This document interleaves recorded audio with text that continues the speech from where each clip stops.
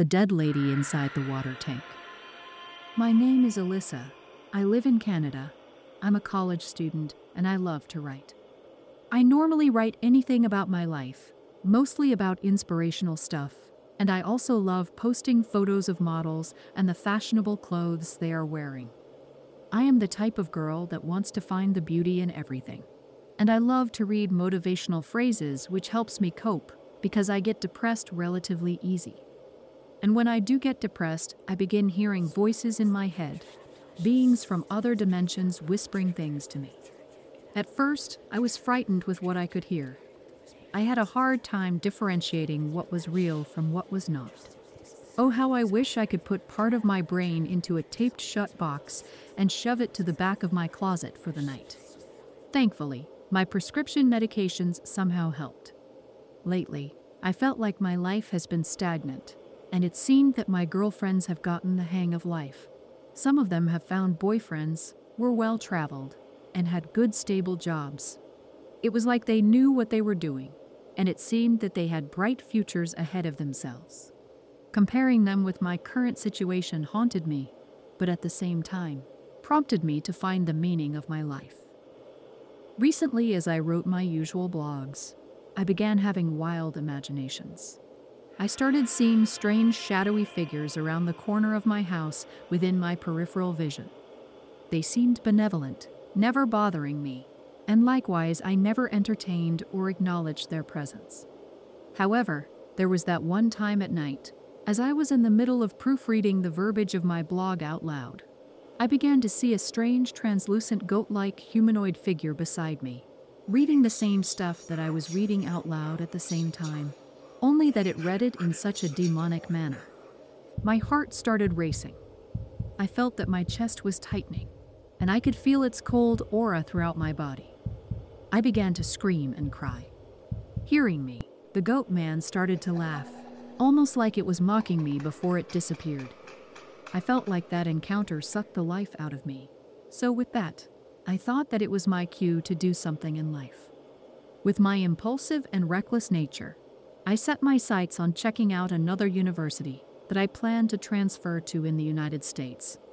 And while I did that, I booked a budget hotel for the meantime, so I could tour the great city of New York. After all, the rest is to be written. After packing my bags, I texted my mother as I usually do every day, and then I headed to Hotel Cecil. I arrived in Hotel Cecil on a cold and rainy night. Looking at the structure, it seemed ominous and strange. In fact, the whole neighborhood had this strange supernatural aura that seemed to be interconnected, and while observing the streets of Skid Row, I could sense that its sadness and depression was infectious. As I entered the hotel, I felt that there was this powerful, malevolent energy surrounding me. I could even see the same shadowy beings in my peripheral vision, but they looked more sinister in nature. Yes, I had heard the stories of the hotel's eerie past, but I was undeterred, as I was simply looking for an affordable place to stay during my visit to the city. After being given my room key, I made my way to a dimly lit corridor that seemed to stretch on forever. It was scary passing through it alone. I felt my heart was beating loudly from within my chest. I couldn't shake the feeling of being stalked, as though unseen eyes were following my every move. I think I was checking my pockets and bag to find my cell phone while I was walking that time, because I accidentally bumped into a man. Items that we were holding seemed to have dropped to the floor. The man started to bend over to pick things up, and while he did that, I began to observe him. He was gorgeous. He had dark curly hair, was about 6 feet tall, and was just my type. As soon as we locked eyes, he began to apologize profusely. I blushed a little, and for whatever reason, I told him that I liked him. He smiled at me and said that he liked me back. I wanted to chat with him more, but he told me that he needed to go do something urgently. As I saw him leave, I remembered that I didn't know his name, nor did I get his contact information. So knowing this fact, I began to feel depressed and heartbroken. When I entered my room, I saw that I had 4 other roommates. Normally, I would be cheerful and try my very best to put my sociable persona on, but I couldn't. I was truthful to what I was feeling. I immediately found an empty bed, threw myself on it, and wrapped myself with a blanket.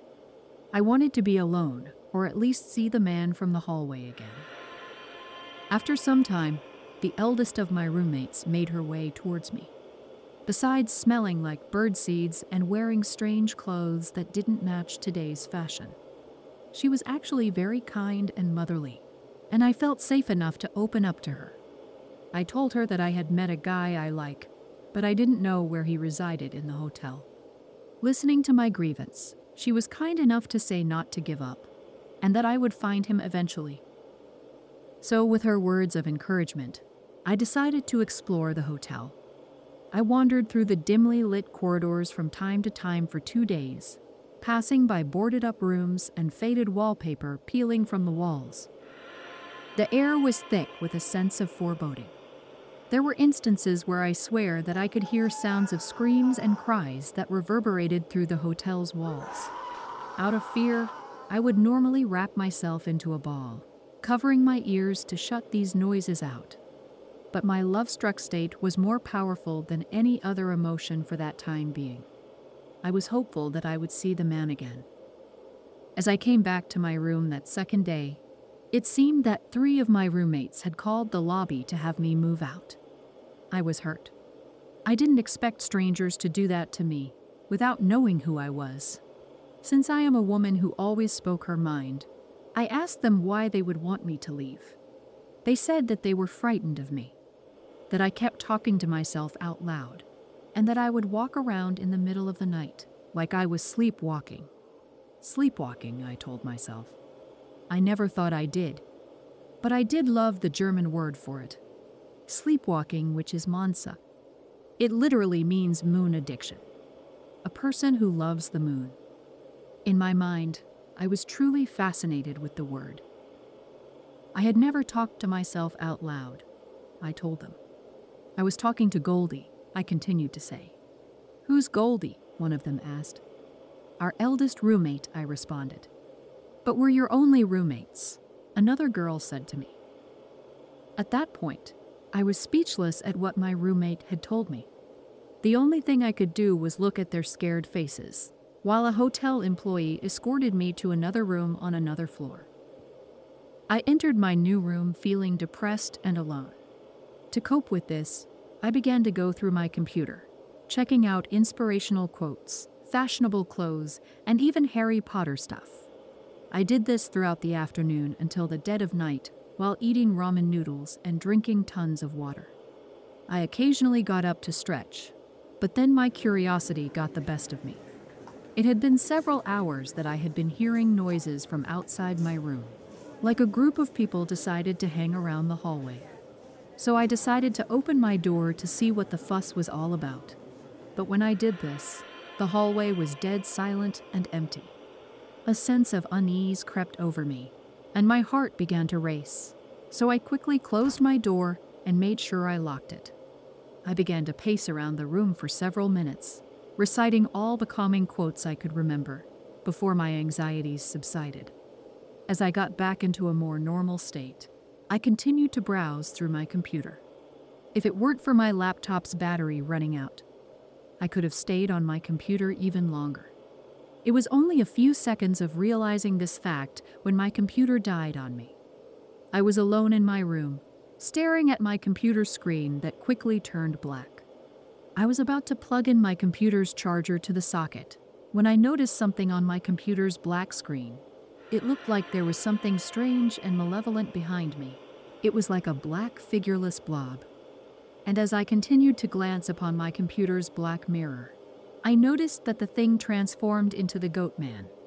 I freaked out and I started moving my arms in all directions in hopes of fighting off the Goat Man from harming me. However, in the process of doing so, I accidentally toppled my computer to the ground. I don't know what happened next, but I could recall that I awoke from a nightmare. I remembered that my room was pitch black, and I was lying on my bed anticipating when the Goat Man would reappear. I remembered that my whole body was trembling underneath the protection of my blanket. I was confused, and I didn't know if I should shut my eyes or keep them wide open and alert. Tears ran down my eyes during my terrified state. I could remember the salty taste of my teardrop that somehow managed to find its way to the corner of my lips and into my mouth. After a certain time, which seemed like a couple of minutes, I began to feel something touching my feet. And after looking at the footside edge of my bed, I began seeing the hideous demonic figure staring right back at me with its glowing red eyes that shined brightly against the darkness of my room. I wanted to make a gut-wrenching scream, but unfortunately I was paralyzed. All I could do was watch the goat man crawl from the edge of the bed as it made its way to my face. My life, my very existence, was at the mercy of the goat man. And when we were finally face to face, within inches of us touching, it bellowed out a demonic roar. Only then did I wake up. And when I did wake up, I felt that my whole body was in pain. And it took me a couple of minutes before I could start moving my arms and legs again. I was exhausted. I wanted to message my mother about my horrific experience, but I didn't want her to worry about me. After picking myself up, I went to the lobby receptionist to complain about my experience in the hotel, but it seemed that the staff refused to entertain anything that I was saying. I felt so alone and misunderstood, and the only thing I felt that was logical at that time was to go out for a stroll to get some fresh air. The minute I went out the doors of Hotel Cecil, I found myself scared and terrified wandering through these unfamiliar streets of Skid Row. I could sense, for whatever reason, that I was being followed. Luckily, after walking a few blocks, I found myself in a place called the Last Bookstore. Looking through the store's glass windows, the place seemed magical and filled with life as I noticed people walking around inside. I drowned my fears and unsettling thoughts by occupying myself with books. Tons and tons of books. After thoroughly going around the bookstore checking the stuff that piqued my interest, and the possible merch that I thought would be neat gifts for my friends and family, I remembered talking to a lady who worked there about all the books I wanted to buy, but I was having concerns about carrying all these heavy books back with me. In the end, I decided to buy a gift card, so when my mother would visit New York, she would have the option to purchase a book that she actually wanted. I must have stayed a long time at the bookstore because by the time I left, it was already sunset. Despite getting dark, I left the store with such invigoration from the books I read.